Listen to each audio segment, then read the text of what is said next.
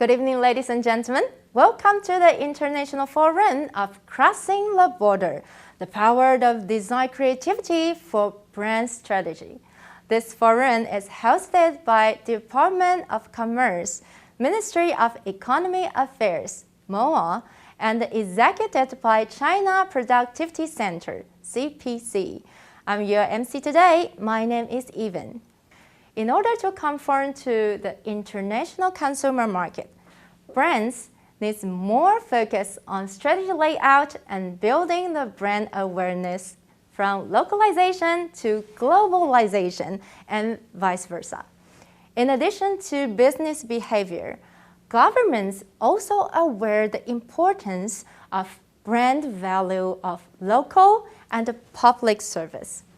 It's full of difficulty, always say the boundary on conveying the brand spirit, including the issue of race, age, culture, industry, or even the COVID-19. In this forum, we specially invite the brand strategy designers and experts to share and discuss the power of design and try to work together to find out a solution beyond the boundaries to spread the spirit and value of the brand. The goal is to make design the synonym of beautiful life with value-driven design on business. We are going to enjoy 3 keynotes and 1 panel discussion. We have the speakers from the Netherlands, India, and Japan sharing 3 different topics. First, no story, no brands. Second, global local brands. The third one is talking about making the most of graphics profession, expand its realm, crossing borders. For the panel discussion, it's our great honor that invite Ms. Jennifer Tsai, Taiwan well-known designer, to be our moderator together with all of our speakers to be the panelists. We are looking forward to the chemistry that's going to happen during the whole forum. So ladies and gentlemen, at the very beginning today, here comes the welcome remarks. Please join me to welcome Ms. Wenling Su, the Director General of Department of Commerce, Ministry of Economic Affairs. 主持人来自荷兰 Lava Design 的 Wops 创办人，印度 Elephant Design 的 Miss Ashwini， 日本 Masunaga Design 的 Miss Nasunaga， 还有各位贵宾、业界先进跟关心国内商业世界发展的朋友们，大家好。今天非常高兴参加跨界传达设计创意与品牌策略国际趋势论坛，同时也欢迎设计界的朋友在线上共襄盛举。本人仅代表经济部商业司，线上最诚挚的欢迎之一。面对国际世界局势的一个快速改变，平面设计专业和品牌商业的需求样态也一直在改变。设计师和设计服务机构的努力与时俱进，跨越生活的新形态、新文化和新商业技术的一个障碍，借由设计的力量，形塑品牌的精神，传达品牌的信念与价值，跨界沟通，超越界限，驱动品牌的一个商业能量。这次论坛主要是为了要孕育我国设计人才的竞争能力。多年来，经济部商业司也持续办理台湾国际平面设计奖与国际趋势论坛等全球性的一个国际交流活动。今天的论坛，我们也非常高兴能够邀请到来自荷兰、印度还有日本的讲师来分享他们的宝贵经验，也让我们了解并学习国际设计师的设计思维与实务应用。远道而来的国际贵宾，除了在不同领域有卓越的贡献，同时也是这次竞赛的一个评审团。我们希望从跨越领域与国际界的观点出发，借由专家的设计案例分享、国际设计大师的交流对谈，鼓励国内设计师汲取各界的养分，审视设计界语言多元的应用的无限可能。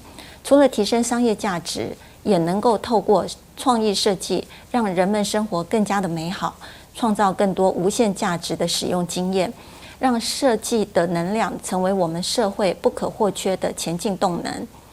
在全球化的产业发展浪潮下，设计是最能彰显国家内涵跟当地文化特色的媒介，也是带动产业与全球市场接轨的能量。个人期盼能够借由这场结合国内外各界精英共同参与的论坛，为台湾的设计产业注入更多新的契机。最后在此预祝论坛圆满成功，并祝各位先进贵宾身体健康，万事如意。谢谢大家。Thank you for the great sharing. To start the forum, it's our great honor to invite Taiwan well-known designer Ms. Jennifer Tsai, the President and Creative Director of Proud Identity, to give us the opening remarks. Jennifer is the expert on product design, graphic design, and interior design. She has a stylish expertise in blending elements of Taiwan culture into her design works. She's also invited to be the international jury for many times, and also the prize winner of IF, Red Dot, and Panda Awards, and etc. With the knowledge of design strategy and cultural differences, Jennifer built a platform, GDS, with the design companies from Germany and the United States to practice the idea exchanging among design concept and branding. The GDS represent Global Design Source. So ladies and gentlemen, here comes Miss Jennifer Tsai. Hello everyone, I'm Jennifer Tsai of Proud Identity at Taipei, Taiwan. I have been engaged in branding design for more than 30 years. Today I'm very honored to be the introductor and host of the International Trade Forum, Cross-Border Communication Design, Creativity and Brand Strategy by CPC. As a professional designer dedicated in brand shaping for life, we have been working with our customers in diversified industries, multicultural backgrounds, and different languages, creating business value and maintain competition for them through design from time to time. But in the ever-changing era, the internet has changed the way of people communicate. More and more communication platforms and various social media have shortened the distance between people. So the graphic design, not just for create the business interest, but also should abstract the cultural essence and concepts for tradition and make graphic design as an international language across races and regions to achieve a common understanding and integration with people of different lives and cultures, and also to create the beautiful assets and connection to the world.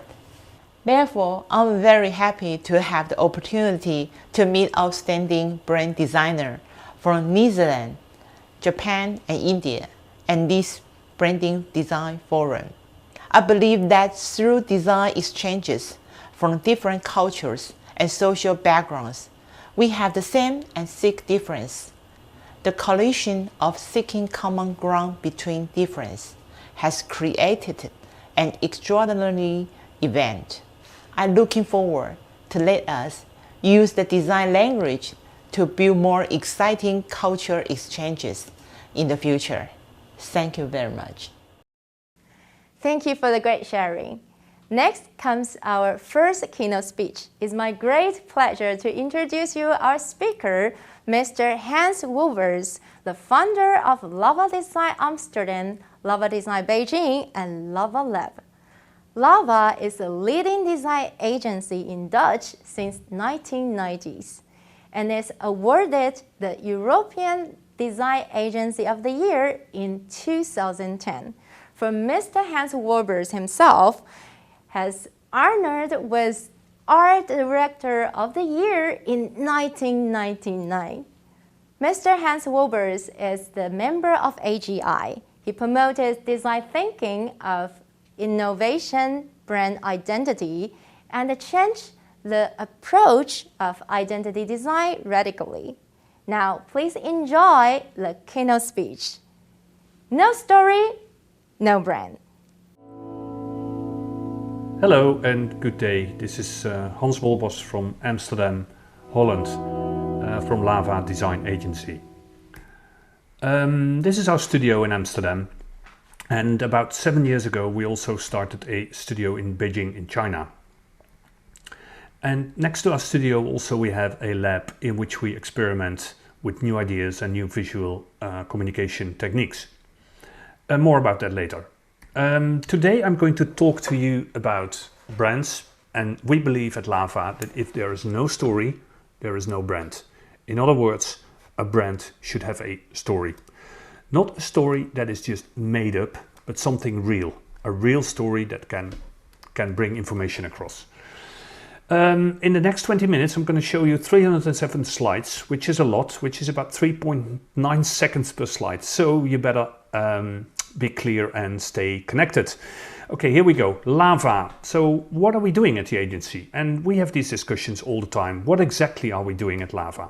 Are we doing graphic design? Are we doing editorial design? Is it brand design what we do? Is it identity design? Is it interaction design? Communication design? Strategy? Visual storytelling? Experience design? All these words. And sometimes it makes me crazy, all these words, because literally maybe they all mean the same. So one day I was so frustrated about all the words that I put them all on top of each other and mixed them. And the only word that remains is sign. And actually that's what we do. We make signs. We make visual signs, basically, to tell a little story. So let's have a look at signs. What does a sign mean? If you study signs, you can see that a sign, like in traffic signs, is a very simple graphic story to explain something to someone. It's very good that these signs are being designed more or less the same in the whole world, so you don't get confused. So these signs have only one purpose: to tell a little story. In some countries they make it very confusing, like in Belgium. You know, too many signs telling too many different stories and you get confused. So when we create signs, we want to tell a story clearly. And I think we should understand what we do if we make visual communication. It's not just making things look beautiful, it's about making things ready to tell a little story. Like this. This maybe is a very good example. Toilets. This is 2 toilet signs, and they are totally clear, I guess, for everyone what they tell. The left one is for men and the right one is for women. Could this be designed more clean? Could this tell the story more simple? Maybe not. Or maybe yes. Maybe if we change the color to pink, we have the story even more clear using color. So toilet signs in the basic are signs that tell a story. Where to go? So I studied toilets a lot, and I've been collecting toilet signs around the world.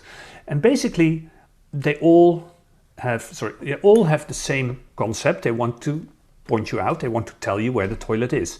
This one was in Iran, and you see that they do a lot on this information sign. Typography, a weird way of writing WC, which is upside down M.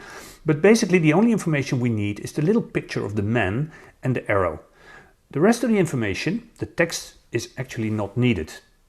So what I always do, I look at the men's sign and then I go to the women's sign to see what they do here. So the men's sign is this and the women's sign is this. Very interesting, because there is cultural differences. So in Iran they tell the story a little bit different than we do it maybe in my Western society. So looking ahead is that the concept is the same. It's like men and women, but the way to design it is different. So this one, men and women, was a drawing. This one is playing with playing cards, telling the same story, men, women, but with a little sense of humor, like he and she, with using the playing cards. Illustration could be a way to tell it, but the concept is the same, men, women. Graphic designers wants to make it look simple, so this was a more graphic sign, which is men, women. Very simple, same concept, different visual style. Again, illustration, a sense of humor sometimes, but the concept is the same, telling a little story, men and women, so they add a sense of humor to it. And of course you've got the new gender neutral situations in which they came up with this solution. Sometimes when I come across toilets, I come across very crazy signs, like this one in Belgium. Take a good look. I hope you see the joke here. So looking at signs brings me every now and then into trouble. Let's look at this one. This one is saying toilet and a drawing, and it says in French, it says pour femme. So because of the text, I know it's for women. Pour femme means for women. So this toilet is pointing out the toilet for women. But take a look at the picture. Take a look at the graphic. Is that a clear story? So I went to the man one. So I think the picture of the man is pretty clear. But looking again to the women's picture, what's going on here? Is that a hat? What's going on in her, you know, in her things? And I was asking a local designer, and he said, well, actually what you see here is the curly hair of the women. You see what I do in my little video here. So it's the curly hair, but that's weird because this was from Morocco, and in Morocco they all have the headscarves, they don't have the curly hair. So it's a weird, maybe not too well designed graphic to tell the story. So you have to make it clear. Like this one is a clear one by a graphic designer. Very simple one, women and men. You see, very simple, very clear. Same concept, different visual style. So here is sometimes when it gets confusing. The visual on the right side is very clear. It says men. But why is there this VC? It should be WC, but why is it there? It's already clear that this is a toilet sign, right? So I went to the women's side and there's nothing on the women's door. Also strange. Then this one, what happened here? So this is obviously men, but there's a green bird. Why is there a green bird? Looking at the other one is a pink bird and the women's sign. What I think happened here is that the designer initially, this was in a cafe or restaurant, that the designer designed a green bird and a pink bird without the circle icons on top of it. And I think not many people visiting the pub were able to understand what is a green bird. Is that for men and women? Pink bird? So because it was not clear, I think the owner put the icons on top of it later to make the story clear. So if you tell something visually, make sure your audience will understand what you try to say. Again, doors, clear. Why you need typography, I don't know, because it's clear. You don't have to point out ladies there in typography because the sign is pretty clear. Also, the word gentleman not needed, the icon is clear enough. Why do you do two on a door? You know, the one is clear. Why should you do an extra one? Crazy. As same here, crazy. This one, how many times do you want to say man? This says man, man, man. It's 3 times telling the same story. Not needed. You can only do the icon much more clear. So how many times you want to say woman, woman, woman, woman? Or even this one, man, man, man, man, man. 5 times telling the same information. Not needed. 1 icon is enough. In 3D, really nice. The same concept telling the story. Men toilet, women's toilet, but now executed in a 3D way in stone or concrete. And then this happened. I was in China. I had a few beers, I must admit, in a pub. I wasn't not drunk, and I went to a toilet. Now, I'm a pretty tall man, almost 2 meters tall, and I went to the door, and there was this icon of, I think, a boy, but the word said small. Now, because I'm very tall, I went to the other door, and it has a girl, but it says big. That's weird, isn't it? Taking a look at the doors, then you see that the door that says big and the women is a smaller door. Then on the right, it says small and a man, but it's a wider door. I was totally confused, and I went for the right door because of the icon. You see, so if you add information too much, it gets more and more confusing. So lots of jokes. I'm collecting these. I'm working on a book. So one day, so if you see weird toilet signs, please send them to me. And one day, hopefully, I will publish the book. I've got already hundreds of these. All right. So sometimes people send me crazy feedback. This one from South Africa, rape towels. Or this one from China, which is quite interesting, right? Where's the heart? And sometimes you get signs that you don't understand. Like, for instance, what does this mean? Anyone can guess in the audience room. This one could be, we have made a new ice cream. Do you want to taste it? Or interview. Please, can I interview you? But the real thing here is security check. And maybe the best way to see security check is the head of the right person, because it shows a little bit kind of the head of the official, right? But maybe not very clear designed. Why is there 2 dots on top? I don't know. So this one, what does it mean? Anyone, any idea? What does this mean? If I do this live in an audience, I interact with people, and sometimes someone from the audience says, well, this means don't spit at the baby, or something like that. Actually, it means no spitting. And what the designer did is they made an oval shape in order to make a corner of a floor and a wall, spitting in a corner. So what does this mean? I think this means no dog, right? Dog with a cross means no dog. But you see, if you look at the whole sign, it says no. So in total, it means no dogs, which means yes dogs, right? No dogs means yes dogs. So crazy sign, typography not needed, the graphic is enough. And sometimes I come across weird ones. This was in Korea, South Korea, and on a toilet, one of those electronic toilets with lots of buttons on the side. And what exactly would happen if you press on one of these buttons? It's a normal toilet, but why would I press on these? Is it a different amount of water? What is going to happen? I didn't touch it, I've got no clue. Weird information, no clear story. Okay, so visual communication is about telling your story very clearly in a visual way. And understanding what you do, understanding the cliché of an information can help a lot. So thinking about signs, I will talk a little bit about how we design our information when we do brand design. This first one that I'm going to share with you is a dynamic branding for Amsterdam City. Amsterdam City has a city brand that's called I Amsterdam. I Amsterdam. And it's used in the city. Maybe you've been in Amsterdam once, you see this big typography all in the street, and there's people around it to be photographed. The mayor of Amsterdam came to our studio and asked us, can you please make this identity more dynamic, more an identity that is for everyone, not only for tourists, but also for students, for investors, for long-time visitors, for young people, for old people, for everyone. And we decided to make this identity more rich and more diverse. And we made it into a movie that I'm going to show you now.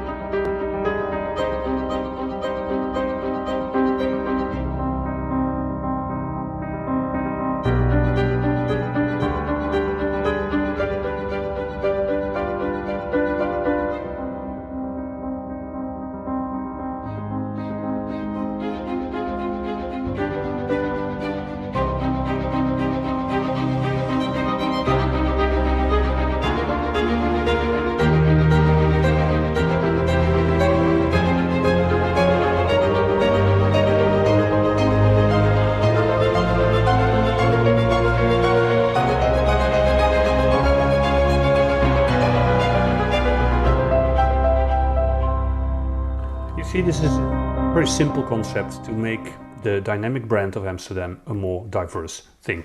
Okay, next story. Moscow Design Museum. One day I was in Moscow, and I think the Russian history of design is amazing, what they've done. And I met someone there, and she said to me, do you know that Moscow does not have a design museum? And I was really amazed that with all the tradition of Russia, there was no museum of design. I mean, this is the history of their design. You probably have noticed this imagery from the 20s of the last century. Constructivism and all was a very typography-rich style those days. But all of this is not to be seen in a design museum. This also is Russian design, product design. This is Russian design, crystal glass cutting. AK-47 is Russian, it is design, it's world famous. I don't like it, of course, but it is Russian design as well. Now, the debate that we had at the studio is, what is design? Design is design art, like this painting of Malevich, the Black Square, Is it art or is it crafts? Craft is the making of things. What is design? Is it arts or is it crafts? Both Russian examples, arts, crafts. And I think the story is somewhere in the middle. Design is not art. It's maybe more than craft. It should be somewhere in between. You can have endless discussions on this, but to me, to us, design is in the middle between arts and crafts. So we decided to make this idea into an identity. We took the D, the Russian letter of D from design, and the Latin D of design, and like the Matryoshka puppets, we decided to put it one in each other, like the puppets of the crafts, remember? So we thought it would be nice to have a reference to Russian crafts and to the art of Malevich, the black square, to have the D's here. There's a little story in here, and we thought it would be nice. So we made the identity, we designed some posters, and the plan was to make it a mobile design agency. A mobile because real estate property was really expensive, and this young group of people who would start a design museum would start a design museum in a bus that would travel throughout the city, do pop-up exhibitions here and there, and this could be a parking sign for an announcement. Okay, so this is what we designed, and the client didn't like it at all. So we went back to the drawing board to think again, and we thought, okay, what can we do with design that everybody understands? And we did some research, and we realized that everybody in Moscow has this in their house. This is Russian glass cutting, and the glass cutting pattern is a mathematical pattern. It's called the Moscow pattern, and this is a typical gift that you get from your parents if you get married, or if you're going to live on your own. You get a glass or a cup or a bowl, and many people have it. It's Russian design, and it's in almost every household. So we thought it would be good to use this as a starting point. So we took a look at the mathematical structure, and we decided that the structure could be simplified, the glass cutting structure, and we made black and white icons to make the identity based on the glass cutting symbols. Very simple black and white identity, Moscow Design Museum. So it's coming from a reference that people understand the glass cutting symbols, and that all together made the identity. Now, this was all fake, and this was all being produced by us to gain money, to get published. The whole idea of the setup of the Moscow Design Museum. So all this design was Photoshop, and we got lots of attention. People saw it. It went in the media. It went online. This was a concept for the bus, a mobile bus, and we photoshopped a bus like this, and then we made a film.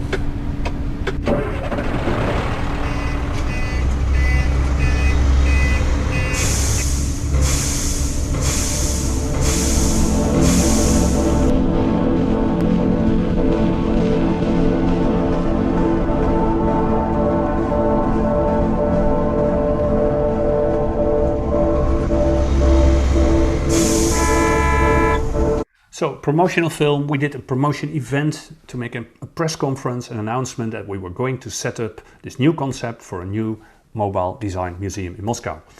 Website, everything we did, and the announcement was there. This was the founder, she was really happy. And then everything went really wild. It went online. I had a talk in Design Museum in London. They published about it. It went online, Twitter. Everybody was talking about the Moscow Design Museum. And in 2 months' time, we had about 500,000 followers of the whole concept. Many news items. So after 2 months, when you Google Moscow Design Museum, there was a 14 million results. Very, very, very fast. And there was not even a museum. That was just an idea and just a few Photoshop images that we made. But because of this, the result was that a rich man in Moscow said, I'm going to give you a bus. And we were really happy. We went to see the bus, and actually this was the bus he was giving to us. But we made a design for it, now the real design. We cleaned the bus. He helped us to renovate the bus, painted the whole bus, cleaned everything. And then in the end, this was the bus that we had. This was the starting point. So this is no Photoshop anymore. This is the real Moscow Design Museum bus. So you can see what the power of a good story, what the power of some good design can do to actually gain the sponsorship and to gain all the results to be able to really start the museum. I was really proud to be part of the founding of the Moscow Design Museum. And it's still popping up exhibitions throughout the year, all places. And they used the identity themselves in very different ways. This was in an old building where they did some exhibitions and they used the graphics on the wall. Very simple. On the left you see signing they made on the floors with the same symbols to guide people to find pop-up exhibition galleries. And this guy was really happy with a small bus. And we made cakes and everything else. All right, so next project we did in Russia. It was actually a project we did for the Foreign Ministry of Holland, because we had a celebration year.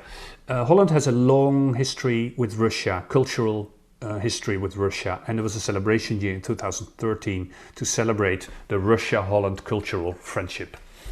Now, if you are making a visual design that should work in Holland and should also work in Russia, it would be good to find a common story, to find a story that is known in both countries.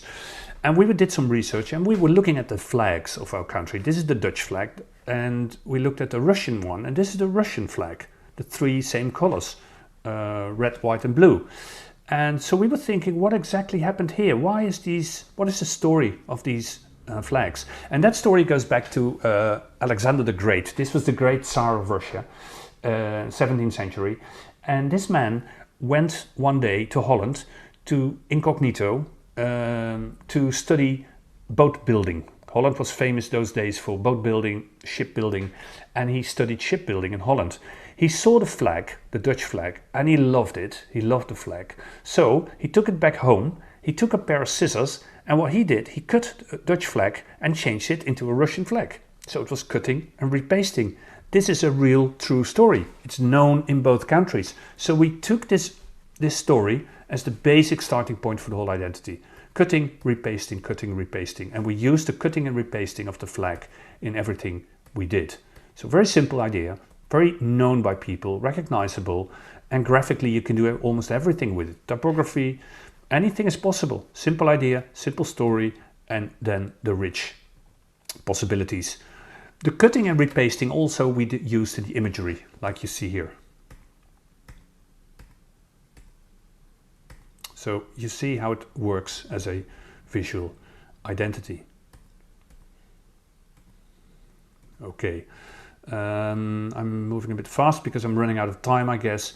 And Minister Putin was pretty happy, like our Prime Minister was also pretty happy with the celebration year at that time. This was a pen we designed, and actually what we really wanted to have is, of course, our design painted on a rocket, but that was not allowed by the Russian Ministry of Space, which is a pity. So then we did a visual experiment when we started in China. When we started in China as a design agency, we didn't know anything about the Chinese culture, and we wanted to learn about the Chinese culture. We are not familiar with the Chinese characters like you do in Taiwan, and we thought, let's learn about it because it's their visual language. So for the Beijing Design Week, we decided to make a mobile design agency to make connection with people and go out on the street. So we didn't go to a conference, we didn't do talks, we just wanted to go out on the streets and to offer local entrepreneurs a free logo. Why? This is totally unknown for us in our culture, and this is typography in China, which is based on drawings. And when you look in the streets, probably also around in Taiwan, when you look in the streets you see very many typography styles popping up. Not many visual styles though. So we decided to buy one of these cars. We changed it, pimped it with our logo, Mobile Design Agency, and we decided with our team to go out in the streets during the festival week and to set up a small agency on the street. It was nice weather, and we asked people, well, would you like to have a visual logo? So this way, by telling stories and they telling stories to us, we could listen to them and understand their way of thinking and making identity. So we made it on the spot, and it was really nice. We met people, we make friends, we drove around in town, and this is actually what happens.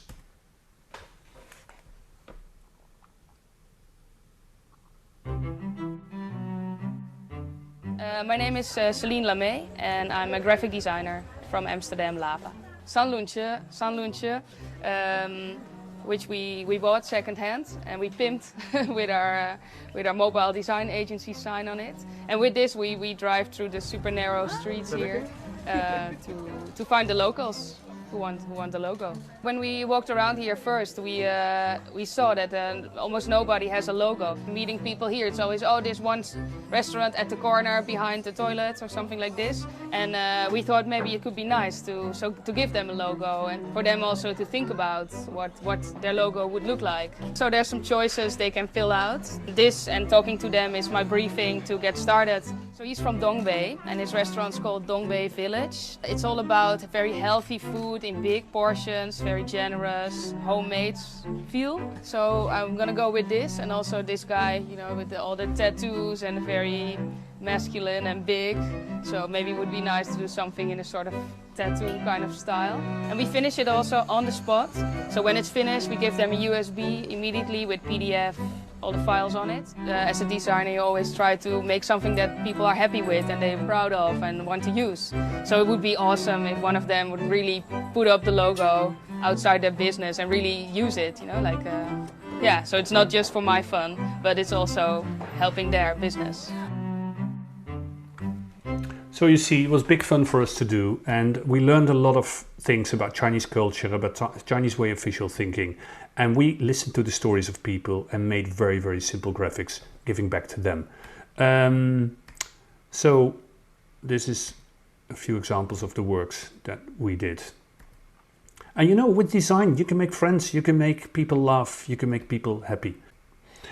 And to end off my talk, back to toilets, is that one day I was in South Korea again and I saw a brand on a toilet, and the brand was a polar bear. What is the story here, I guess? Why is the brand for a toilet a polar bear? I didn't understand at all. And I was asking a local Seoul designer, and he said to me, well, the polar bear in South Korea is being seen as a white bear, which is very friendly, it's very cuddly, it's really nice, you want to embrace it, it's very clean. That's the reason that they use this as a logo. In my view, a polar bear is a very dangerous animal. So I explained them, when you see a real polar bear, never ever go sit on one like you do on your toilets. Okay, this was my story. Thank you for listening, and I hope that you in your design work and branding work will think about creating little stories that people embrace, that people love and that people like. The better they like the stories, the better they like the brand. Thank you very much. Thank you for the great sharing. Next, I'm really excited to introduce you Ms. Ashwani Deshpan, the co-founder of Elephant Design, the leading strategy design consultancy in India. She has the expertise in branding and communication design and also has been featured in the top 50 the most influential women in media, marketing, advertising on Impact magazine for 6 years. So ladies and gentlemen, now today her sharing is global local brand. Here comes Ms. Ashwini Deshpan. Hello everyone. So happy to be speaking to all of you. And first of all, my big thank you to the organizers of TIGDA and also, of course, all of you who are listening right now. So my topic today is really about global local, and I will just come to what it means in a moment. And I think all of us have certain understanding of what a global brand is and what a local brand is.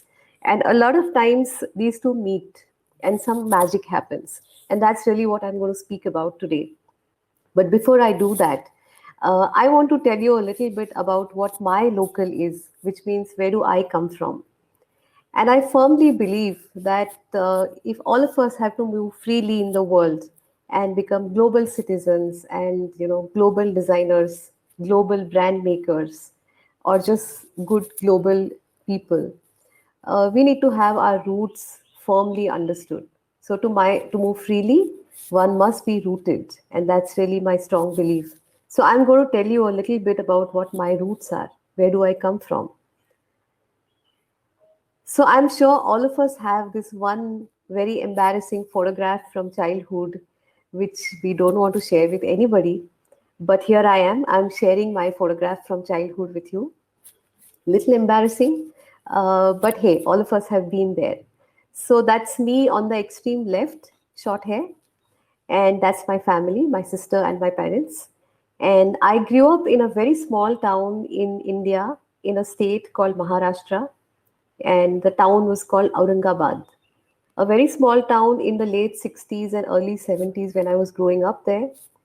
And my entire world was from home to my school, which, as you can see, I've mapped it now on the map, Google Map, which didn't exist then, was barely 15 minutes walk. And that's really how my exposure was. My world was very, very small. I remember at that time in my city, we did not have television. Of course, television was not popular in those days in the 60s and 70s yet. And we barely even had any movie halls. So my exposure to the world was limited to books. And books I got in abundance. My parents always bought us books when we did something good. So if we got good marks in school, we always got books as gifts. And that is all my exposure was. I used to love reading all kinds of things, from fiction to quizzes to biographies, everything. And I would just lap it up and read. So that's where it all began. The way our upbringing was, my parents always encouraged us to do whatever it is that we wanted to do, and not necessarily what conventionally everybody was doing, which in those days, the good professions to follow were either engineering or medicine, which is either you become an engineer or you become a doctor if you were a good student. But my parents did not pressurize us to do that. They said, you follow your passion, do what you wanted to do. This was my school. And again, in the late 60s, early 70s, schools did not have any concept, especially in the small towns, of guiding their students as to what profession they should take up or what further education they should do. Though my school actually taught us very good values. A value system is very important. It lasts you the entire lifetime if your values are in place. And that is what my school did, my teachers did. But they did not really help me much in what to choose for my further education. But I'm very grateful to my school even for that. And then came a phase in my life where I got to go to design school. Again, in the early 80s, there were very few design schools in our country, in India. There were just two of national level. And getting admission into those was very tough. But I did not know that because I was from a small town and I did not know how tough it was. So ignorance was bliss, and I just managed to get myself into that school in another city, in another state, far away from my house. And for the first time, I stepped out. And what I really learned at design school is how to learn. You know, interestingly, at our design school, we never used to be compared with anybody else. We always were compared with ourselves. So how was I in the last semester or last year, and how am I doing now? That was the only comparison, which means you don't learn for marks or grades or exams or any such thing. You learn because you really want to know, because you really want to understand how things are. You want to increase your knowledge. You want to explore and read and experiment so that you become better at what you were. And I believe learning to learn is the best skill to acquire. And that's really what I got at my design school, which is National Institute of Design in a city called Ahmedabad. So this was my school, the National Institute of Design in a city called Ahmedabad. Ahmedabad is a heritage city, and it is full of culture, craft, and some amazing kind of people and food and history and heritage. And all of that was some amazing bonus learning for us, because it wasn't just the institute, but it was whatever was happening around in the city was also a learning. So this is the place that actually changed my life. This is the place that taught me how to learn. And I think that's something that I took back with me forever. So learning to learn is something very, very important, and all of us must take that back with us. At the end of the design school, what I really understood was that design is a team game. Design is not a solo game, which means you need some fantastic players to play this game along with you. That is the only way to winning something. And so few of us friends gathered together and decided that we should start a multidisciplinary design company, design consultancy in India. Interestingly, in the late 80s, India did not have any large organized design companies. And so we were going to be that company which India did not have at that time. And we said, that's going to be our team game. And the story behind our team and our game, or our philosophy, was something like this, which again came from the ancient Indian story, a very rooted story from Indian region, which is of elephant and blind people. So long ago, there was an elephant passing by from a village, and there were 5 blind people, and they were curious. So they wanted to know what an elephant is. So each of them walked up to the elephant and touched a part of it and came back very wise. So the one who touched the back said, elephant is like a wall. The one who touched the leg said, no, it's like a tree trunk. The one who touched the tail said, no, it's like a rope. And all of them started fighting. And then came somebody who was passing by who could see what an elephant is. And he said, you know what? All of you are right. Nobody is wrong. All you need to do is put your pieces together to see the big picture. And we said that is exactly what our philosophy is going to be. As a team, all of us will bring in our shiny piece of jigsaw puzzle, and we will put all those pieces together, and we will make the big picture of Indian design. And that's really how Elephant Design was born in 1989. And that's what I do even today, after 32 years. Every day is exciting as a designer.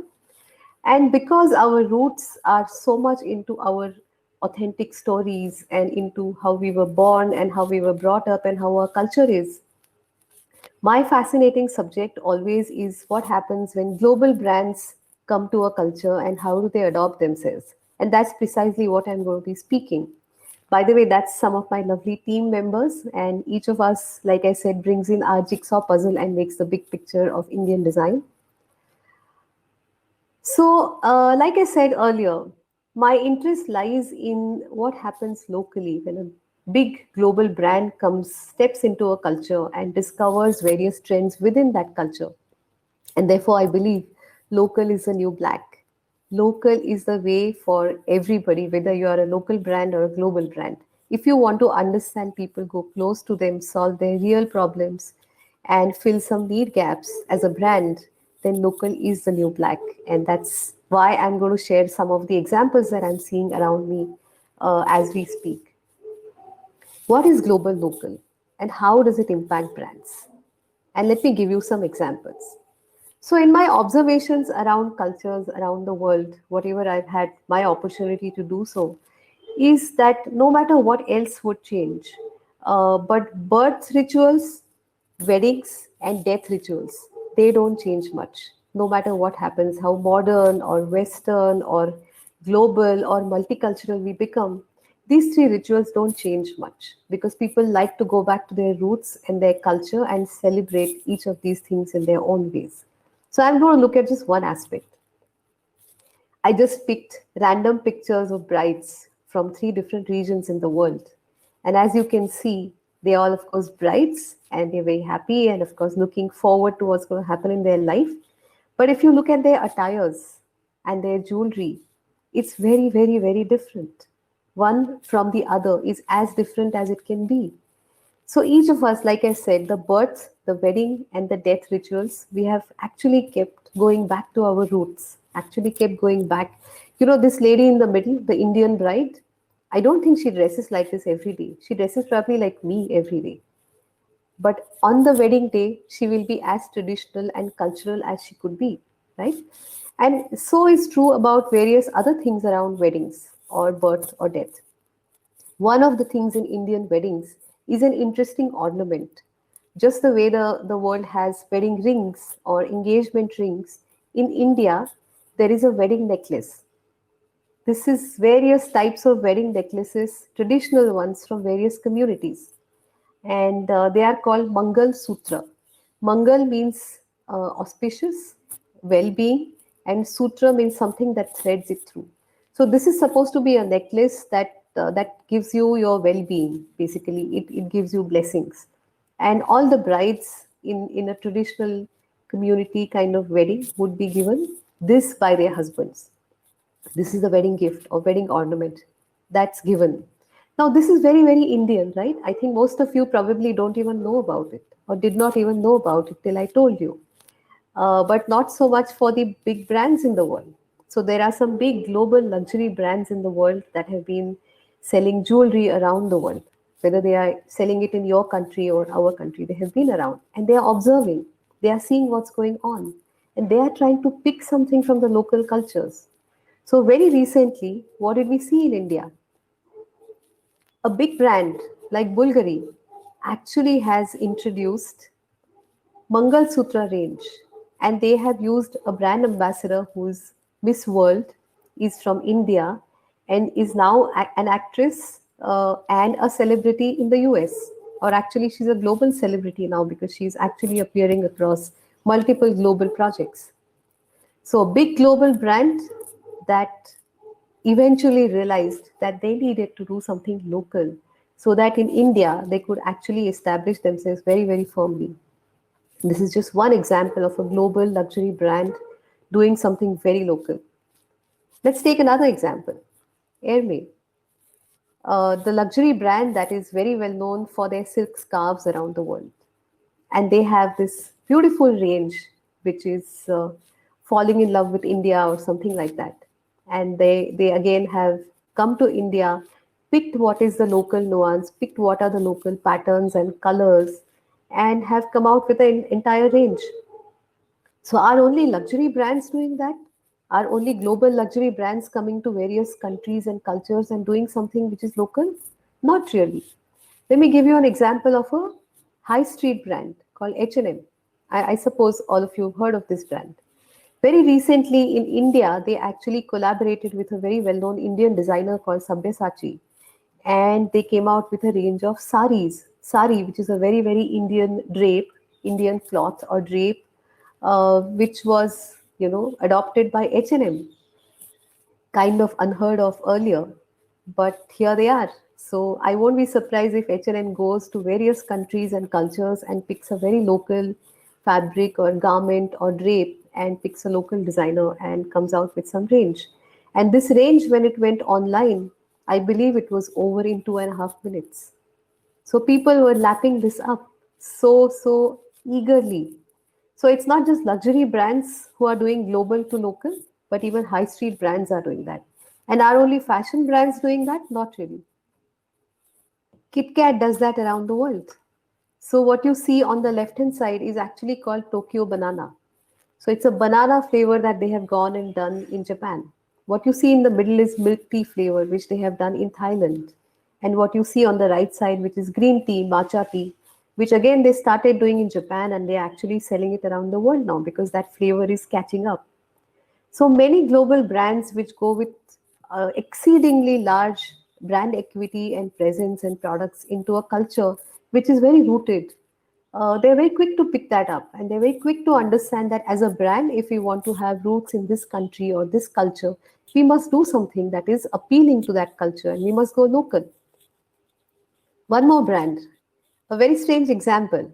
So this is KFC, which is Kentucky Fried Chicken, right? Its basic core product range is chicken, which is non-vegetarian. And in India, there are many communities which don't eat non-vegetarian food. They only eat vegetarian food.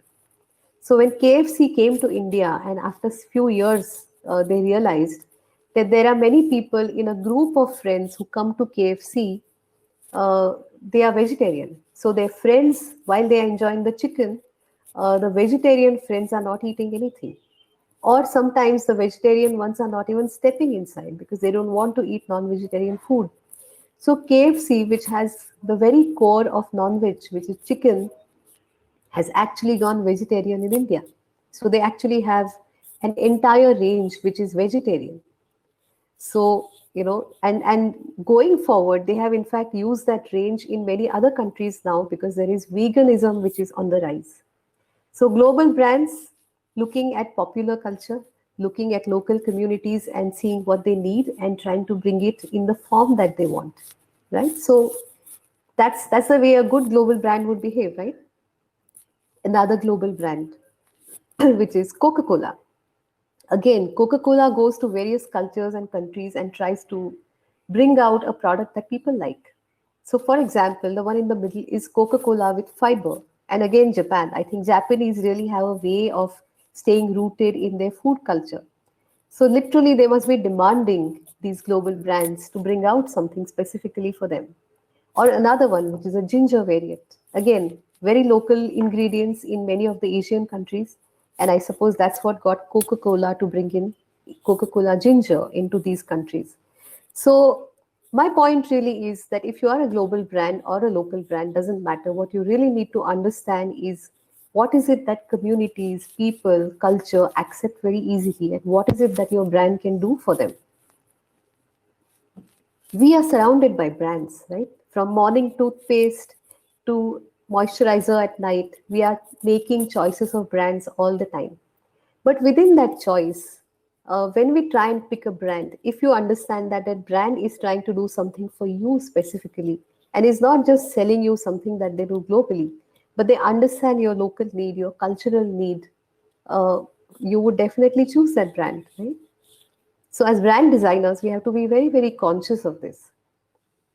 And brands with stories always taste better. And I work with tons of food brands, and that's really why I'm going to just share one little story of a beverage brand that we created and are going on creating. So this is, as I understand, I've had the good fortune and opportunity to visit Taiwan a couple of times. I believe the bubble tea or the boba tea is very, very famous and very popular across all age groups. And I also saw some other local drinks like barley water or sugarcane juice and so on, which are very local drinks. And no big brands are making them, but they are so popular and they are being sold by tons of places, very local flavors. Similarly, in Asia or in any other part of the world, any other country, culture, there are very local drinks which are favorites. So for example, in India, we have a variety of drinks that are made from local ingredients, local taste, local flavor, and they are seasonal. So they're actually good to consume in a particular season, and therefore they are available that time. And you know what? These are local favorites. They used to be made by the grandmothers and grand aunts and moms and so on. But now nobody has the time, nobody has access to those ingredients, and nobody knows the recipes. But we still love those flavors. We still love those drinks. So here is a brand that we created using what we used to love as children as a nostalgia. A drink that brings back memories of what grandmothers, grand aunts, mothers used to make for us. And we said, what could be the name of this drink? And so we started thinking of what did we love doing as children when life was simple and why life was delightful and life was joyous. And these were simple games like hopscotch or skipping or launching paper planes or launching paper boats in the puddle right next to our homes. And so we named this drink Paper Boat. And what did it do for us? I mean, this kind of a memory is actually emotional, but it is culture agnostic. I could go to Turkey and look at local favorites and bring out a range in Turkey. And I could probably go to Thailand and bring out local favorites because childhood memories are universal. And therefore, that's how this brand was built. And that is the whole range, the packaging, when life was simple and things are sweet, simple, delightful, and again, still culturally relevant because all the drinks names are exactly how they are called in the local lingo. So that's really a brand that we created where we believe that it evokes an emotion. If a brand is based on emotion, it can easily adapt to any context or culture. So this is really what I want to sum up finally. I want to say that anytime as a designer or as a brand designer, if we are creating a brand, we should begin first with the culture and the context. And we should try and build that brand based on emotions so that whether it's a local brand or a global brand, it can actually easily adopt to anything around it and become a big brand. And that's what we all want to do, right? So what will be your local idea for a global brand? Think about this when you have a chance after this talk. What will that be? Do you have a local idea that actually a global brand could adopt or could actually launch in your culture or community? Think about it. That is what I had today. Thank you so much. And you can reach me on ashwini@elephantdesign.com and have a great day ahead. Thank you. Thank you for the great sharing. Next, I'm going to introduce you Ms. Asunaga Akiko, the founder of Asunaga Design. She takes the elements of graphic, space, and package to develop the solution for branding. Moreover, she held a lot of exhibitions, workshops, and lectures related to education, community, and social concerns. She's also the prize winner of many important international competitions, such as Tokyo Art Directors Clubs, International Poster Biennial in Warsaw, International Biennial of Graphic Design Brno, and etc. So ladies and gentlemen, now please enjoy the sharing of making the most of graphics profession, expand its realm, cross borders. こんにちは。日本のグラフィックデザイナーの増永です。JAGDA の方から派遣して今回、審査員も務めさせていただきました。で、私はJAGDA に、所属して約15年ほどになります。で、現在、地産デザイン委員会という委員長も務めています。昨今のグラフィックデザインは、既成概念や境界にとらわれない多様な活動が増えてきています。経済圏の小さな地域ほどその活動が多く見られ、従来の受注関係だけではなく、地域とデザイナーがその地域の特色を生かして良好な関係性を作り上げています。私のその地産デザイン会では、そんな彼らの動画を紹介する事業を現在進めており、今回の講演のテーマと合致しましたので、先駆けてこの場でご紹介したいと思います。まず、台湾の皆さんはもうよくご存知だと思うんですけど、日本の地域を紹介するので、日本の位置もちょっと一度おさらいをしておこうかなというふうに思います。台湾は私の住む大阪からは飛行機で3時間ほどの距離です。沖縄からだと1時間ほどの距離なんですが、この通り、台湾と同様日本は海に囲まれた島国です。およそ7000の島がある3分の2が森林の国です。日本の行政区分は、47に分かれています。台湾では日本の都道府県でいうと市に当たるんだと思うんですけれども、台北市とか高雄市とか、そのあたりでは台湾では9個あるんですよね。今回のご紹介したい事例は4つありまして、その4つの事例の地域をこちらからご紹介したいと思います。兵庫県、福島県、鳥取県、宮崎県になります。大体その地域の規模がどれぐらいの規模なのかなというのがちょっと分かりづらいかなと思いまして、人口とかで言ってもなかなか比較ができないのかもしれないので、今回はグラフィックデザイナーアワードということで、グラフィックデザイナーがJAGDA に所属している、人数でちょっと当てはめてみました。JAGDA は今会員数は全国で2963名のクリエイターデザイナーが所属しています。そのうちの約半分が東京1458人に対して、今回ご紹介する福島は14人、兵庫は72人、鳥取は7人、宮崎は13人という規模です。まず、一つ目の事例から入っていきたいと思うんですが、先ほどご紹介した一番大きい規模の兵庫県の、神戸市というところの事業をご説明したいと思います。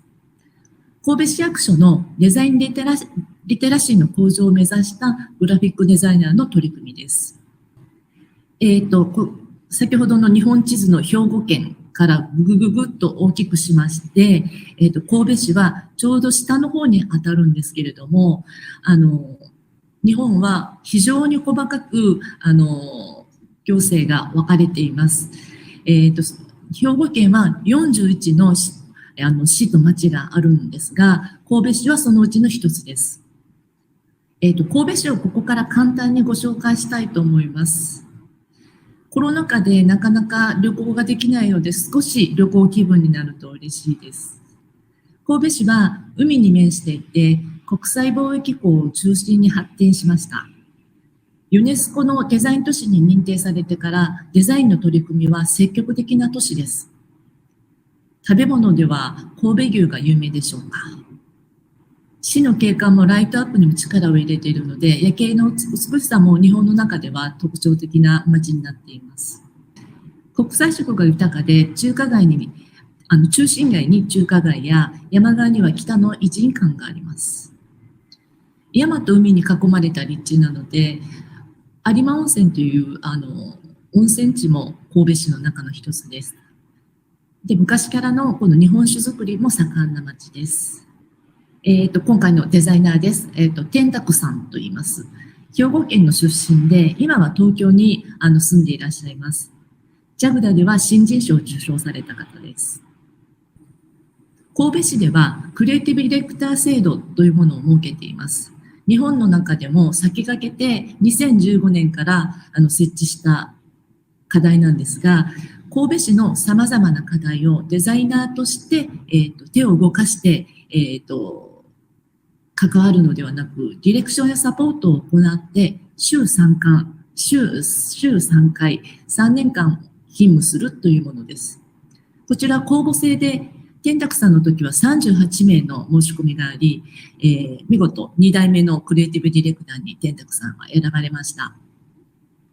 大体応募されるのは、デザイナー、ディレクター、建築、プロダクトの、クリエイティブ系、または地域づくりのディレクター、大学の講師の方など、様々な申し込みがあったようです。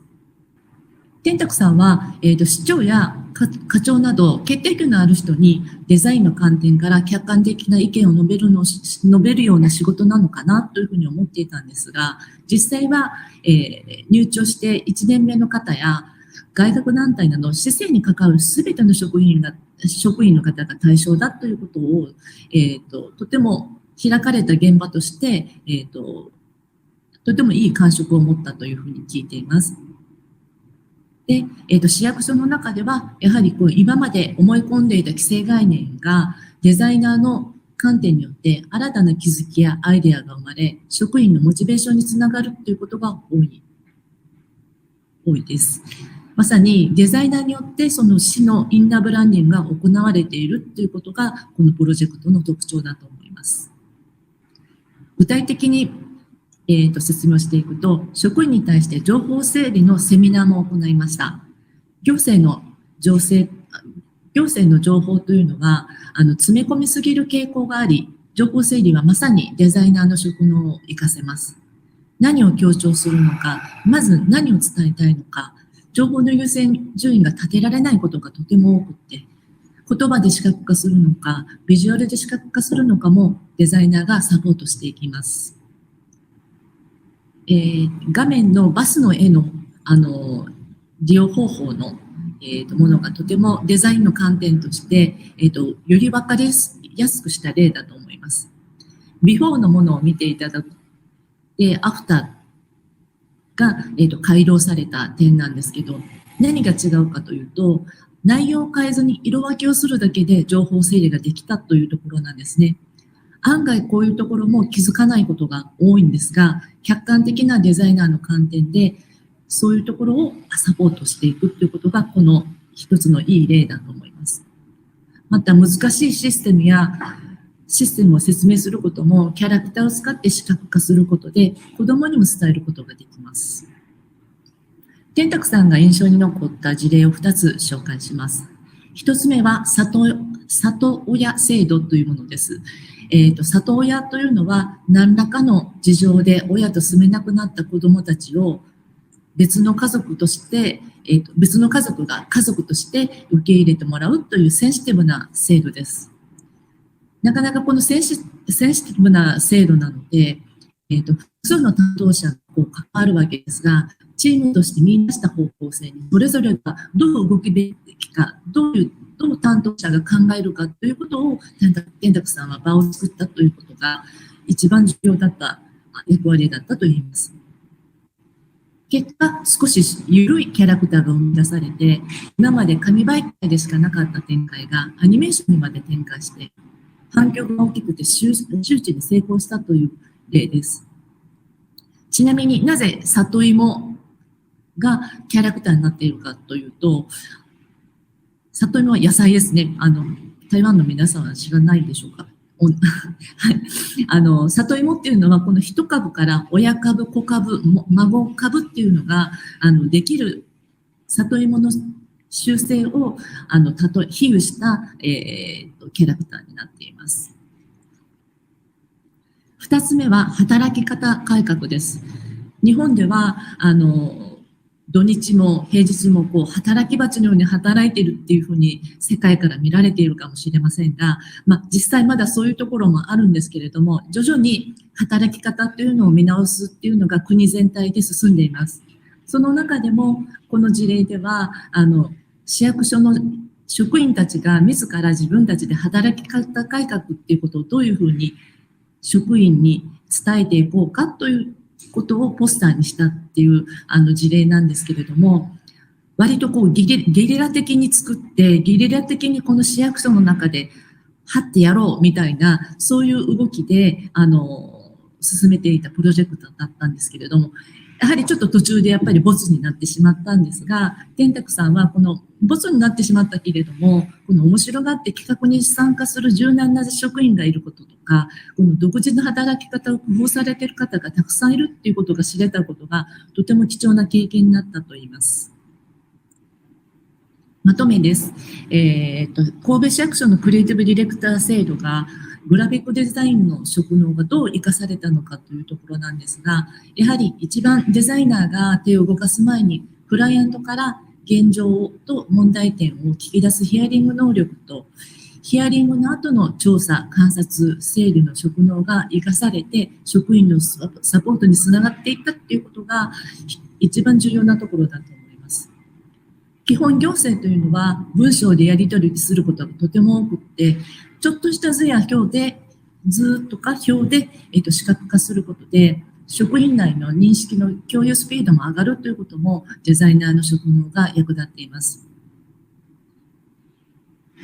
行政特有の硬い言い回しや文章だらけのビジュアル、自慢になりがちな広報、他の自治体との不毛な数字比較っていうのが、いかに市民、ユーザーの視点で見たときに、いかに必要ないかということも新たな気づきをもたらせたことも重要なポイントだと思います。はい、次は2つ目の事例で、小さな村のブランディングのお話です。宮崎県の中では市町村が26あるんですけれども、その中の椎葉村というところが今回の、プロジェクトの場所で、村です。椎葉村は、この赤い位置にあるんですが、この延岡シティっていうところですね。延岡市はデザイナーが住んでいるところなんですけれども、この距離だけでも車で2時間から2時間半ぐらいかかってしまうような、そんな位置づけになっています。椎葉村は本当に、人口も2500人ぐらいという規模で、とても小さな村に思いがちなんですが、総面積としては非常に大きくって、96% が山林というような場所です。このように傾斜の棚田の風景というのは、マチュピチュに例えられて観光資源になっているようなところです。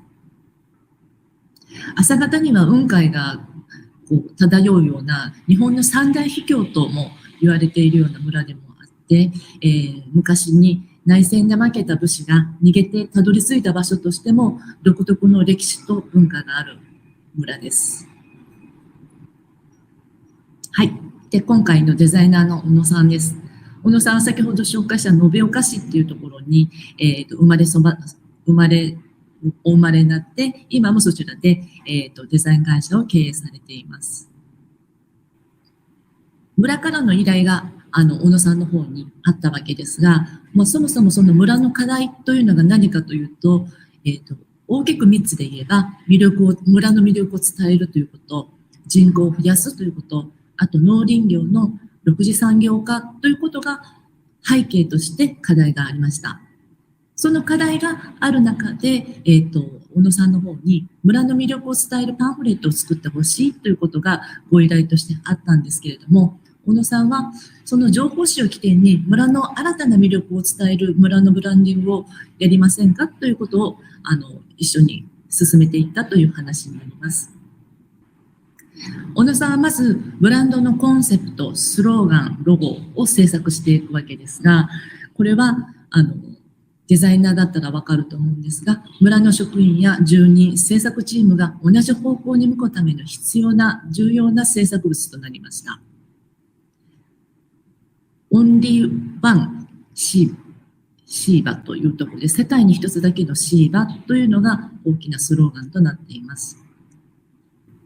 情報誌を作るために村の中や住民の方とかをどんどん取材していくんですが、そのうちにやっぱり観光資源以外の村の等身大の文化の魅力が見出されていきます。それを、素直に新たな観光資源、新たな魅力として、情報誌に盛り込んでいくことになっていくんですけれども、デザインもあまり過食をせずに素直に伝えるデザインとして世界を統一しています。ついつい行政は情報を詰め込む傾向があるんですが、村は小野さんを信頼し、注文はほとんどなかったため、小野さんの感じたこの世界観がそのまま守られて、むしろ行政らしくない仕上がりになり、反響が出てきたということになっています。民間事業者の商品開発、ブランディングにも着手しました。そば、豆乳プリン、そばのみのフロランタン、バターサンドなど、たくさんの食品を、パッケージデザインということを関わっていきました。村の交流拠点の施設が作られたんですけれども、その中に新設された図書館とともに、ロゴであったりとか、サイン計画、パンフレット、キャラクターデザインにも関わっていきます。小野さんと村のブランディングは2015年からスタートして今に至りますが、行政の業務というのは大体単年で終わってしまったり、担当者が転勤して、縮小したり、終了してしまうということは日本ではよくあることです。こういう状況の中で7年続いているのは非常に希少なことなんですね。で、去年からは情報誌の発信事業を引き継げる人材を育てるために、このパンフレットをきっかけにたくさん移住者がやってきたんですが、その移住者の方と地域おこし協力隊を結成して一緒に村の魅力を見出していくっていうことがこれからの大きなバトンタッチをしていくっていうところを今継続されて行われています。まとめです。村のブランディングにグラフィックデザインの職能がどのように生かされたかというところなんですが、同じ方向に向くための意識改革として、やはりロゴなどのデザインが非常に役に立ったということ。あと、観光資源以外の普段の生活から見出した魅力を、情報誌に表現していったということ。あと、情報誌やパッケージなどの制作物は、移住者の増加、販売数などで具体的な数字も効果が出ました。村の住人はその結果で意識が変化し、インナーブランディングにつながっていきました。あと、地域おこし協力隊と、取材、撮影を伝えて、住む人からリアリティな発信っていうことを切り替えていく。継続ができる仕組みも今整えていらっしゃいます。はい、次は3つ目なんですが、デザイナーが市のマニフェストを作るという事業です。まず、鳥取県という場所で行われた事業なんですが、鳥取県の中の鳥取市です。鳥取県は19の市町村で、組成されていますが、鳥取県自体がですね、日本の都道府県の中で人口が一番最も少ない県です。人口密度は東京の40分の1と言われています。はい。鳥取市なんですが、鳥取市はこの鳥取砂丘っていうのがもう最大の観光資源になっています。日本でも最大の砂丘がある場所なんですね。あとこの自然がすごくとても豊かなので、流れ星が見えやすくて、日本一の星空としても県を挙げてアピールをしています。山から見た海までの様子ですね。で鳥取砂丘の砂の美術館は右上の方ですね、海外からアーティストを滞在させて数ヶ月かけて砂で作り上げていく砂の彫刻が美術館の特色になっています。あとはやはりこの稲葉の白うさぎという神話の舞台になった海岸や傘を使ったシャンシャン祭りなどが行われています。デザイナーは足立さんと言います。足立さんは鳥取県の出身で鳥取市でデザイン会社を営まれています。私のこのジャグダの地産デザインの副委員長も務めてくださっています。どうしてじゃあ足立さんが市のマニフェストを作るっていうことになったのかということなんですが、今2代目の市長なんですけれども、前の市長と同級生であり、以前から意見を求められたり提案する関係性だったといいます。そこから本格的にマニフェストを作るということに取り掛かっていくことになりました。市長は今までの選挙慣れした発想やビジョンにとらわれない新しい切り口で挑みたいというのがリクエストのもと、足立さんは各部署や市民に対面でマーケティングリサーチをしてマニフェストを完成させて見事当選しました。現在は2人目の市長に変わりましたが、その当時のビジョンは引き継がれており、マニフェストは 90% 実行、10% が継続ということです。日本の選挙の様子っていうのはちょっと独特なので、画像でちょっとお伝えしたかったんですが、人格権、著作権の問題があるので、ちょっとイラストを探して、視覚化してみました。この中でもやはりこの真ん中のパネルっていうのはすごく独特で、選挙が始まると街の公園とかにドドドンとこういうパネルが急に張り出されるような状況が日本にはあります。足立さんは選挙に関するマニフェスト作り以外にも視覚化に関しては全て関わっていらっしゃっていて、ここでお見せできるのはこの現市長のポスターであったりとか選挙カー、あとマニフェスト、このあたりは全て足立さんの方で制作されています。でマニフェスト以外にもあらゆるスピーチ原稿も作成したということを聞いています。いただいたデータもたくさんのデータが原稿のデータをいただきました。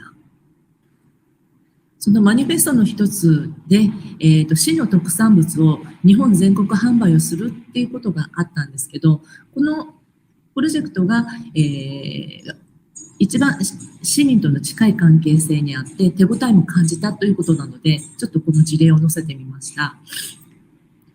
想像以上に現場の声がたくさん聞けて、具体的な実証事例に結びついていったということなんですけれども、当初売上が1億円、新店舗150っていうことが目標にしていったんですが、2年目、3年目、4年目と着実に数字を重ねていって、5年目にはその当初の目標を達成したということです。まとめになります。足立さんは、プロデュース、ディレクション、コーディネート、マーケティング、デザイン制作など具体化するにはグラフィックデザイナーが最適だっておっしゃるんですね。特にマニフェストを制作する上で、マーケティング分析は顕著に役立ったと言います。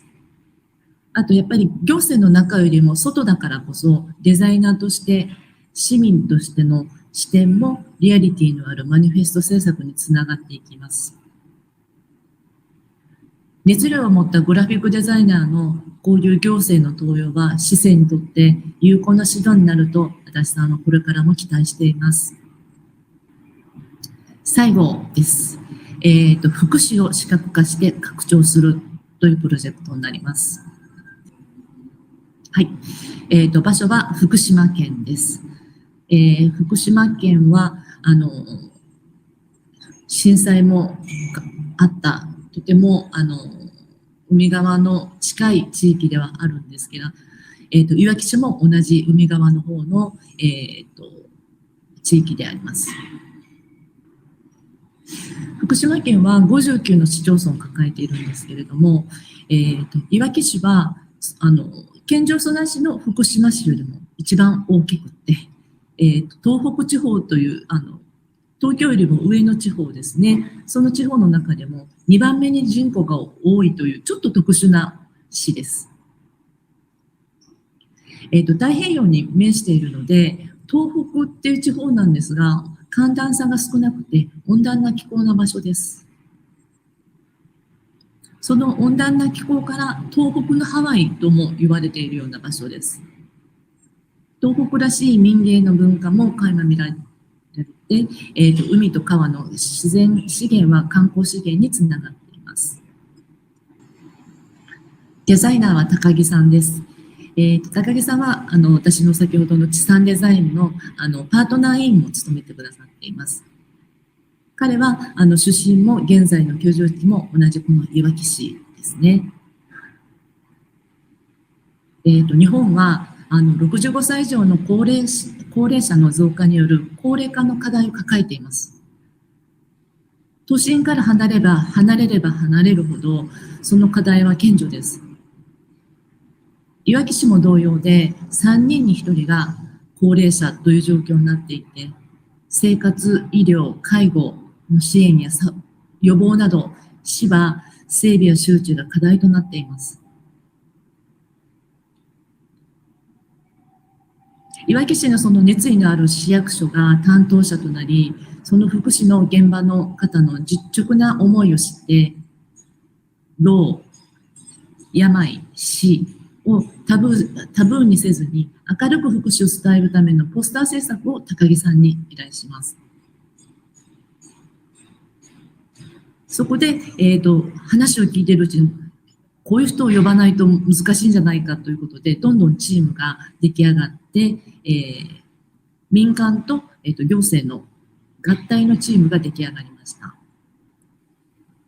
そんなその老、病、死をタブーにせずに明るく福祉を伝えるっていうことで、取材を重ねていくと、この福祉の現場とか高齢者の声を聞いているうちに、ポスターよりも情報を伝えていくメディアが適切なんじゃないかということに判断ができてきました。そこで、出来上がったのが高木さんが名付けた移国というツールです。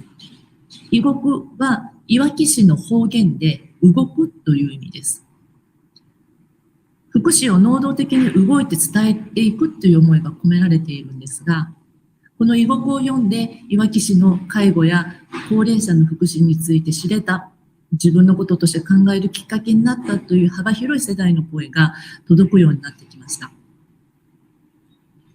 この情報誌のタイトルはとてもユニークです。やっぱ家で死にてえな、パパ死んだら嫌だよ、認知症解放宣言などドキッとするんですが、くすっとも笑えるこのタイトルが並びます。今までの行政福祉のイメージから脱却したゆるさみたいなものがここにあって、手に取ってみよう、読んでみよう、行ってみようと思わせるデザインであったりディレクションっていうのは、内外からのとても反響もあったこともあって、増刷に至っています。情報発信よりも、そこから、情報誌はとても成功はしているんですけれども、そこから、情報発信よりもより体感してもらえる体験も加えていきたいという思いがどんどん膨れ上がってきます。それがフェスにまで発展していくんですね。より福祉をもっと自然に多くの市民に訴えかけるっていう直接体験型のフェスを開催することになります。フェスっていうのは、やはりこのお祝い感とか非日常感の晴れ感があり、普段は目を背けたい老いとか死とかっていうことのタブーを乗り越える力がありました。それを多くの市民と医療や介護の専門職の皆さんが異国で集ってつながる機会となっていきます。ここから動画を少し3分ほど見ていただければと思います。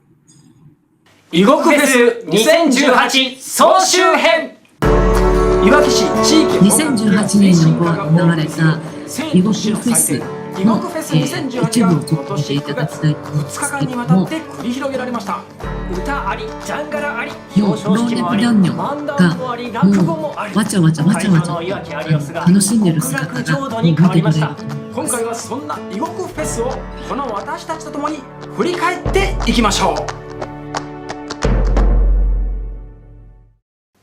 どうもー、ロクディムの渡武史です。片寄博です。いや、今年もすごかったですね。今年もすごかったですよ。テーマは極楽浄土。映像を見ながら振り返っていきたいと思います。こちらをどうぞ。平セントラルパークというね、もはやニューヨークなのかというようなね、カレーからもつ煮、ビールにワインにポーポー焼きもあり、そうもうね、美味しい匂いがね、もうね、そう会場中にこうもう食べたかったな。小池晃子さんによる空間美術、見事に演出していたよね。松田ポスさん、一つ65歳以上の方たちによるほっこりしちゃいましたね。そう、エネルギーもまだあっとすごかったしね。で谷恵子、名前をくれ。で、子供たち、あくまでもこのフェスは福祉がテーマです。福祉がテーマなんですが、何もそんなことも考えずに自然と参加していくっていうことがこの街の市の中で生まれていっています。その中で自然と自分たちの今後の福祉のこととか、身近な人の福祉の在り方とかっていうことを自然と考えていくっていうことがこのフェスの特徴的だと思います。皆さん手拍子がね起きて、そのリズムに乗ってその曲を歌い切った。いやー、楽器の演奏あり、歌あり、ダンスあり、そのカオスの中に調和があるみたいなね。前夜祭があって、いろんなアーティストがあって、若者たちがちょっとお酒飲みながら楽しめるっていうこの振りがあっての次の日ってことですよ。公演当日でございますけども、VR のね、認知症体験、これ片橋さん体験されたんでしょう。この VR では、認知症っていうのをここで体験しています。認知症の視点がこの VR が伝わるということですね。身をもってそうね、やるっていうのはこれすごい。こちらもポートレート撮影会、あとシニアのポートレートの撮影会ということもあって、このまま家になるっていうようなポートレートの撮影をしています。なんかこうね、笑顔になるようなその関わり方がこう見れてね、そりゃいい写真になるわよね。入館体験、一人で行くのももちろんいいんですけどもね、棺に入るっていう体験がとてもこのフェスでも特徴的なところなんですが、就活の一環として行われているようなこの棺の入るっていう体験なんですけれども、もう老若男女が関わっている事業です。このように高齢者はもちろん、まだ介護や老後、死を身近にない人も福祉を考える機会がこのフェスでできたというところなんですけれども、まとめになります。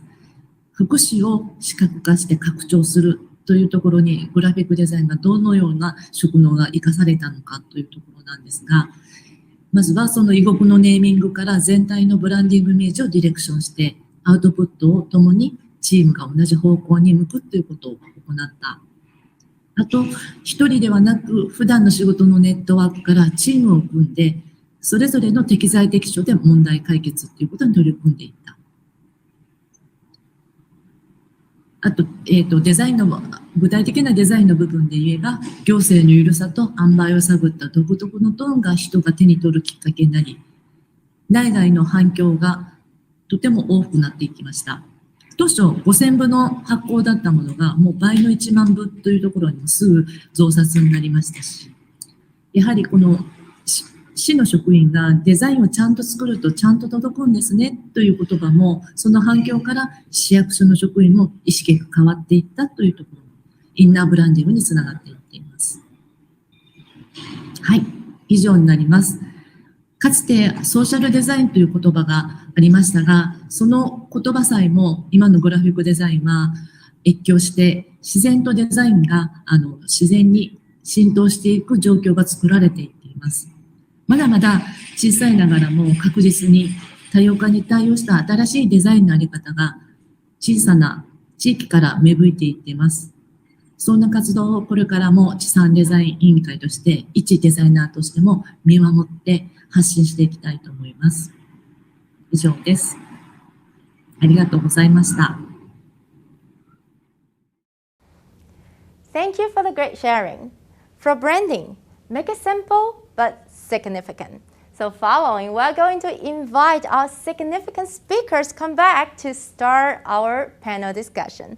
So ladies and gentlemen, please join me to welcome the moderator, Ms. Jennifer Tsai, and our panelists, aka our speakers, Mr. Hans Wobers, Ms. Ashwini Dashpan, and Ms. Masunaga Akiko. Ladies and gentlemen, panel discussion. Hello everyone, I'm Jennifer Tsai of Pro Identity at Taipei, Taiwan. Today, I'm very honored to be the introductor and host of International Trend Forum, Cross-Border Communication Design, Creativity and Brand Strategy by CPC. Let's get started. Visual communication has more and more presentation forms and multiple applications in recent years. And of course, it gets more and more challenging. Do you have any advice on these kinds of challenges? So how about Hans? You can start this question. Hello, good morning from Amsterdam. Hi. Well, if I get the question right, it's what is the challenges for the future of visual communication, right? Yes, exactly. Yes. Well, I think one of the challenges and changes in the last probably decade is that design for a long time was an individual thing. People were working on their own, on a project, on a brand, whether it's within a company or even within a team. It's a small team usually. It was a small team or individual designers working on projects. But I think since the wide scope that we now have to work on, which is online, offline, three-dimensional experiences, everything, is that we need to work in larger teams with larger specialists on all those fields in order to get the brand really work in all its aspects and not only in, let's say, a graphic design arena or only 3D or only online. It's the add up of everything. And in order to do that well, we need to work in larger teams with more specialists to really make a difference, I guess. Yes, that's the reason I think your design is so, to me it's very impressive because your design, your graphic design, I think you can overcome the language and the culture, even the nationality. It's really impressive. Thank you. So maybe this question I would like to ask it's Masunaga-san. Maybe you can give us your answers. Thank you. はい。JAGDA の委員会の中でもグラフィックデザイナーの仕事の範囲の拡張ということは最も注目しているテーマです。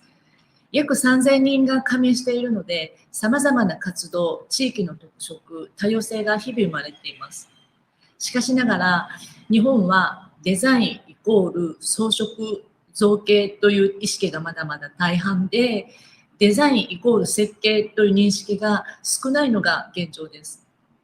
そんな中でも、企業や自治体で、造形の前にデザイナーが情報整理や意識改革、方針を示すことで、本質的な造形デザインを設計できる例も増えてきています。ユニクロは日本の企業でも有名な例です。そのためには、依頼者もデザイナーにもデザインリテラシーの向上が重要だと感じています。デザインリテラシーが向上しないと、デザインはいつまでたっても形骸的に扱われてしまい、多様性の時代、本当の意味でのデザインが活用されなくなるでしょう。UX、UI、動画などの技術力を身につけることも一つの手段だと思います。ただ、技術だけだと価格競争になったり、結局は形骸的な扱いになりがちです。技術力と設計としてのデザインが組み合わさること、そして依頼者のデザインリテラシーを向上させることが、これからのグラフィックデザイナーにとって大事な役割になるのではないでしょうか。Okay, thank you so much. Okay, so how about the first question? We just want to know about in India. Okay, what kinds of advice? I mean, that you will give it to us, because I think the challenge in India must be also is pretty strong, I believe, because you have a lot of projects like local and global brand. Local culture to the global brand. I think that you have many projects like this. So talk about the challenge. Yeah, I think it's a great question, and I completely agree with Hans that we really have to move forward and get into collaborative mode, because all of us can't be doing everything in an excellent way. And India also has another complex challenge, which is we have many languages, many scripts. So every state in India has a different language and different script, and we have, I think, 17 official scripts, which are also there on the currency note of India.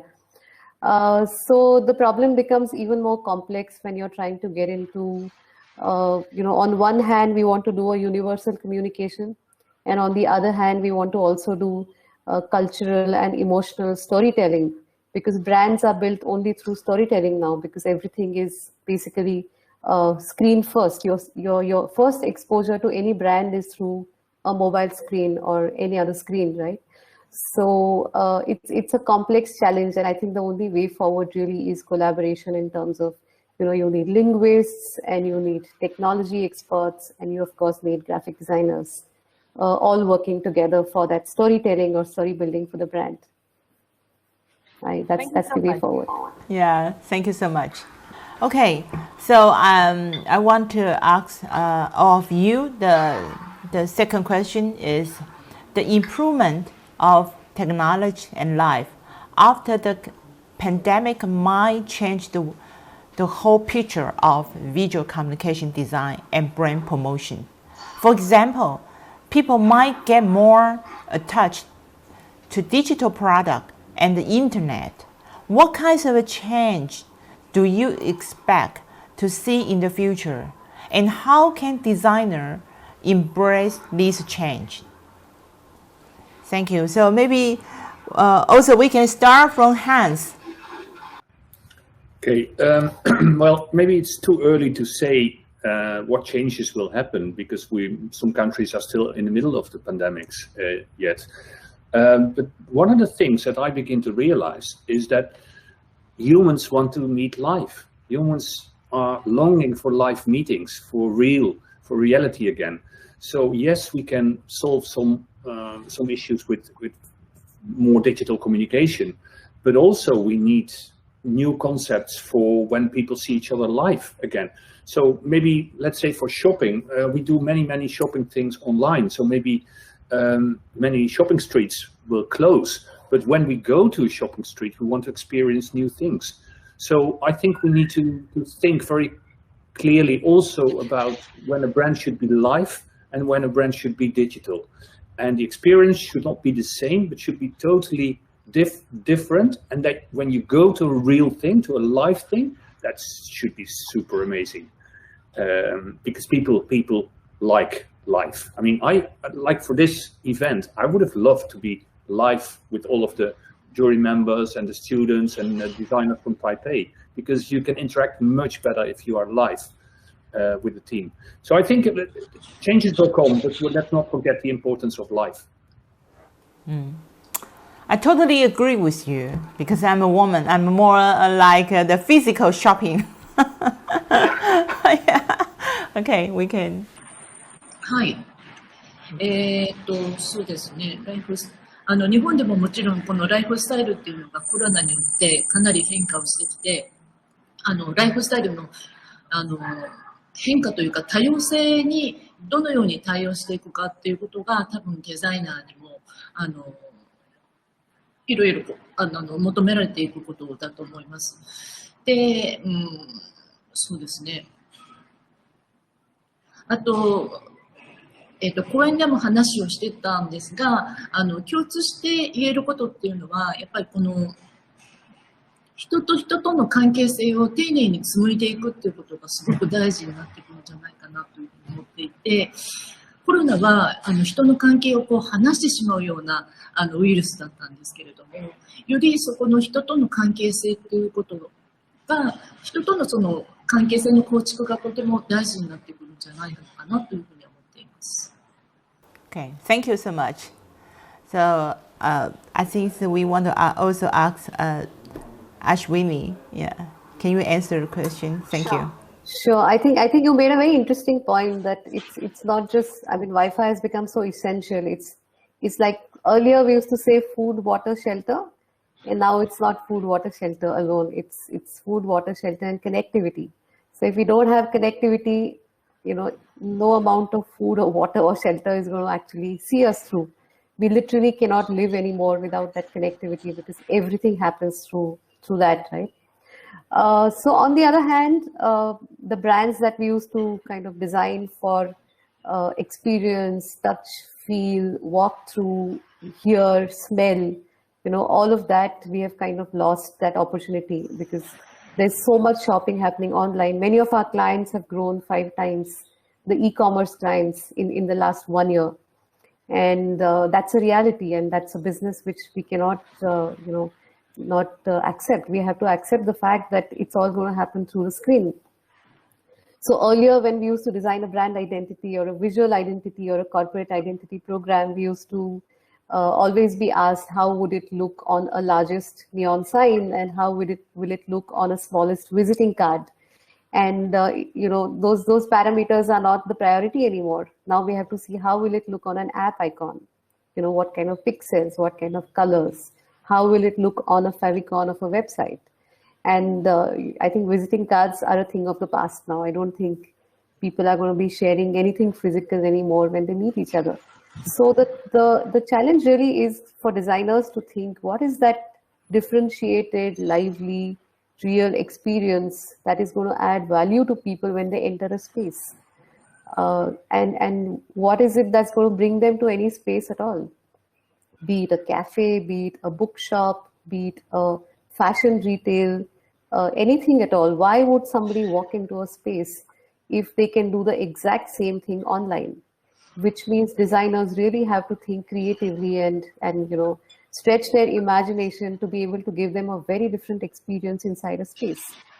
And that again requires technology, but not the technology that can happen through a flat screen. It's got to be much more than that, and we have to be able to give those multi-sensorial experiences of sound, of smell, of touch, and overall, the feeling of being inside a space and interacting with other real human beings, not just on a flat screen. Somewhere along the way, because of social media, people were saying that we have forgotten the art of conversation. And I think designers have to bring that back, which is be it words or be it visuals, illustrations, photography, moving images, motion graphics, all of that have to learn to converse in a very different way. And I think it's a great challenge or great times to be in for designers because more imagination, more creativity. Okay, thank you. So thanks all of you, the brilliant idea and your contribution. I do believe the designer can make the world become more beautiful and much better in the future. Thank you to all of you. Thank you. Okay, thank you for all of you. Bye-bye. Thank you and have a good day. Thank you. Good day. Bye-bye. Thank you for the great sharing today. Though it's almost the end of our forum, but it's the new beginning for everyone with the new information and knowledge we learned today. If you want to be interesting, be interested. And if you are interested in our video today, please do like and subscribe our YouTube channel, Facebook, and website. Find TIGDA, Taiwan International Graphic Design Award. And you're more than welcome to share this video around. Ladies and gentlemen, thank you very much for your participation today. The International Forum of Crossing the Borders, the power of design creativity for brand strategy, is now complete. In the meanwhile, please take the reminder that the ceremony of Taiwan International Graphic Design Award 2021 is going to be held and broadcast online lively at 5 p.m. November 5th, Taiwan time. So please do remember to like our YouTube channel, find our Facebook and the website with TIGDA, Taiwan International Graphic Design Award. We will see you online soon at 5 p.m. November 5th, Taiwan time. I'll see you soon. Bye-bye.